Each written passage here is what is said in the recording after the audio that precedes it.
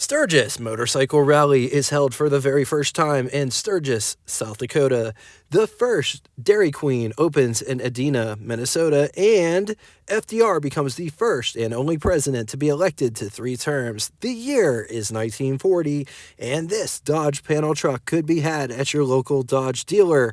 But before getting into all of it, I'm your host, Jay. Welcome to What It's Like, the automotive channel that shows iconic vehicles from the past like you've never saw them before. History, specs, design. If any of that sounds of interest to you, subscribe and hit the bell icon next to it to never miss a video. 1940 Dodge truck model lineup. You had the half-ton, 3/4-ton, 1-ton, 1.5-ton, 2-ton, and 3-ton big commercial vehicles, and could be had as conventional cabs or cab overs. Dodge would first offer panel trucks, and that's a bit of a trick question because back in the day, the Dodge brothers, in the beginning, they only built cars. They did sell trucks, but it wasn't their trucks. They sold Graham Brother trucks with Graham-built bodies on Dodge chassis.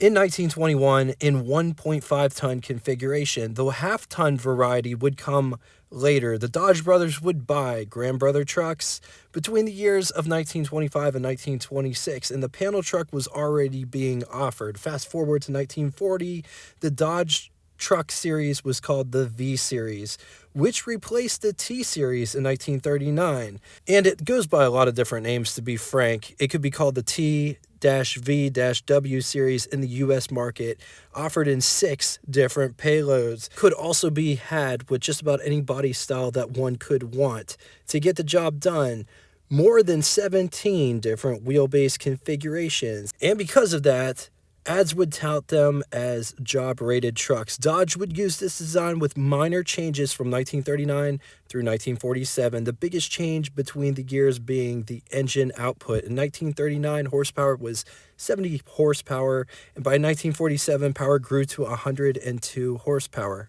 I found this very handy chart which gives all the different wheelbase breakdowns as well as ton configurations. The panel truck was offered in 116-inch and 133-inch wheelbase configurations. You could also get a canopy top with open sides, same thing. Dodge also offered the Suburban, which is uber rare now. Canada-built trucks were called Fargo and were virtually the same truck, just sold under a different name. Let's talk specs. It rides a wheelbase of 116 inches. It weighs around 3,000 pounds. Price, $680, which would be equivalent to you spending $15,332.25 in the year 2024, which is an absolute bargain because I don't think that you can get a brand new one for that. Moving on to engine. Only one engine on offer for the half-ton configuration, which was the 201 cubic inch displacement flathead inline 6, 3.3 liters. It was good for 79 horsepower, around 3,000 RPM, around 156 pound-feet, or 211 newton meters, around 1,500 RPM, with a bore of 3.1 inches and a stroke of 4.4 inches. Compression was 6.7 to 1. It was backed with a 3-speed manual transmission. If you're in the market for a 1940 Dodge half-ton panel, I know a place that has one currently for sale. Classic Auto Mall, Morgantown, Pennsylvania, where they have this car as well, I should say truck, where they have this truck as well as the BB sitting behind it, which is coming later. That truck was also incredible. Anyway, they have 950 other cars currently for sale. And get this, anybody can go peruse their inventory in person. 4 hours of operation, directions, and to get the full scoop on this very truck, be sure to click the link below after the show. Let's talk styling on this Dodge panel wagon. You got turn signal indicators, which are probably aftermarket or added as an option. There's headlights with running lights just on top. Let's take a look at this grille profile with Dodge nice and proud in the front.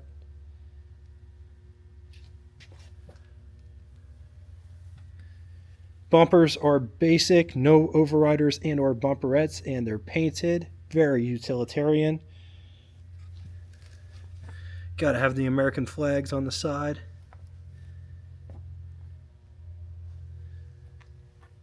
Beautiful fender profile, which are just rolled underneath.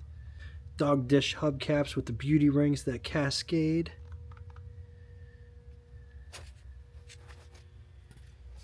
Got some more side vents here.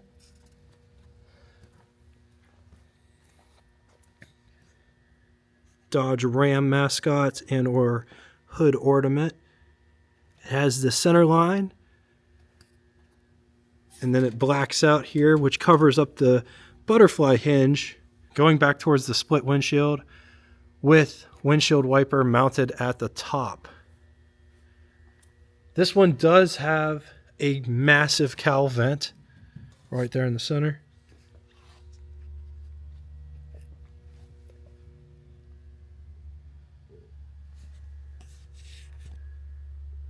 Nice beads, running boards, which taper as it goes back. Gas filler location, prime location right here. Don't have to travel far when you get out of the truck. This truck does have drip rails which start right here, and they run the length, just the length of the cab door. And then it transforms into a bead that runs the rest of the way. Side mirrors are located, or mounted, I should say, to the door itself.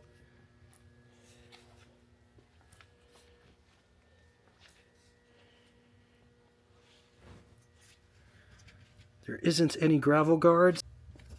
The rear fenders are the same. They're just rolled. Different profile though, with bead bars at the back. Brake light. This thing has 3 brake lights. There's another brake light here that says Dodge in it.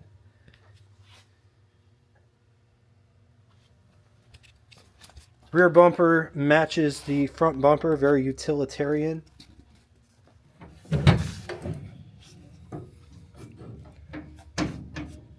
There is a trunk back here. Inside the trunk, you have all kinds of different memorabilia.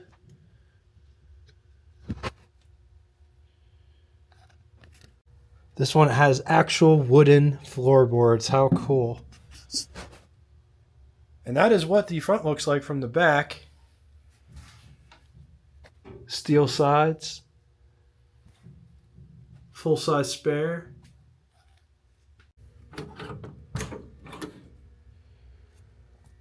Full metal door, which opens 90 degrees to allow plenty of access into this panel truck. Notice it's completely framed out. Notice how thick that is.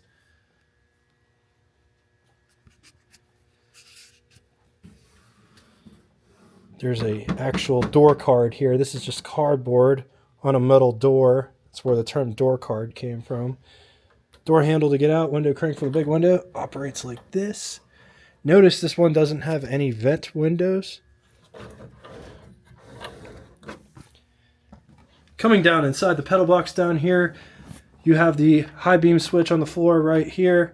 Clutch, brake, gas pedal, starter button right here. Take a look, a gander, if you will, at this interior.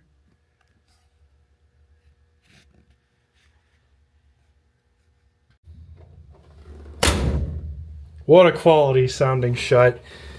There's no insulation in this truck. That's why it sounds like an echo cave. Here is what over the hood looks like. Here's what first person over the hood would look like. On to the button switches and knobs, starting on the left and moving right. Coolant temperature, oil pressure, 120 mile per hour speedometer. Notice all of the numbers going the same way. Odometer, gasoline gauge, amp meter, headlights, choke, key, hand throttle, panel lights, heat. Up above, you have the windshield wiper control. There aren't any sun visors. This handle right here is to crank out the windshield, which is why the windshield wiper is at the top, so that it can crank out. These little vents here, That is for the defroster air to hit the windshield. What a great truck. This would be awesome to drive. The seats are super comfortable. They're bouncy, and they cup. See how they cup? They hold you in place very nicely. This is a very nice truck. Somebody's going to get a great truck with this. This has a heater down there. On to the glove box test. Here is our test subject. Here is my hand for reference. Hand is 7.5 inches long, just to give you scale of how big this camera is. Glove box in question right here. It's massive, but it doesn't lock. You could almost fit, I'm fairly certain that you could fit 2 cameras in there. It's absolutely huge. And it shuts. The seat does flip up. See, it just sits on these little pedestal things. So you can get in the back to get your stuff out. On the positive side, iconic delivery truck, still usable today. Great interior space, huge glove box, great seats, full instrumentation dash, crank out windshield, cowl vent. These are rare, bulletproof 6, if not perhaps a little bit underpowered. Against it, a little bit underpowered. These used to be everywhere and now they're nowhere. I wonder how many are left, because I've been doing this for close to 3 years, and this is the very first one that I have ever seen. Bare bones, no insulation. So if you were to say have some metal screws loose in the rear, when you make a turn, it sounds like you're getting shot at. All right, now it's time for Would You Rather. 2 scenarios today. In the first scenario, would you rather have a 1940 Ford half-ton panel or 1940 Dodge half-ton panel or 1940 Chevy half-ton panel? I'm going to leave this here for a minute. If you need more time, feel free, pause the video. On to the second scenario. 1940 International half-ton panel or 1940 Dodge half-ton panel, or we're going to go back a little bit and cheat. This super rare 1937 Hudson Terraplane half-ton panel. Once again, going to leave this here for a minute. If you need more time, feel free, pause the video.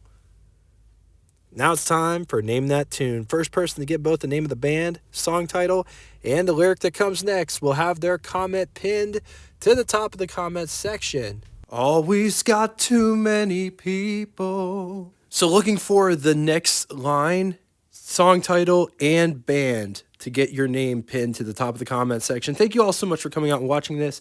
If you'd like to get in touch with me, shoot me a comment in the comment section below, or shoot me an email at what_it's_like@yahoo.com. Thanks again for everything that you guys bring. I love reading the stories. I love the memories that you guys share. I also love the insight that you guys provide that the internet just simply doesn't have. Until next time, toodaloo! If you've made it this far, I'd like to welcome you to the after party. This is a slow walk around this vehicle. You'll get to see it like you've never saw it before. It also helps to find what was used, like what parts and where they go, trim parts and what they look like, also where they go. This part doesn't have any sound, but feel free to put whatever you want on in the background. Enjoy. But I'm going to leave you with this very funny song. God bless my underwear, my only pair. Stand beside them and guide them from the holes and the tears from above. From the washer to the dryer to the clothesline hung with care. God bless my underwear, my only pair.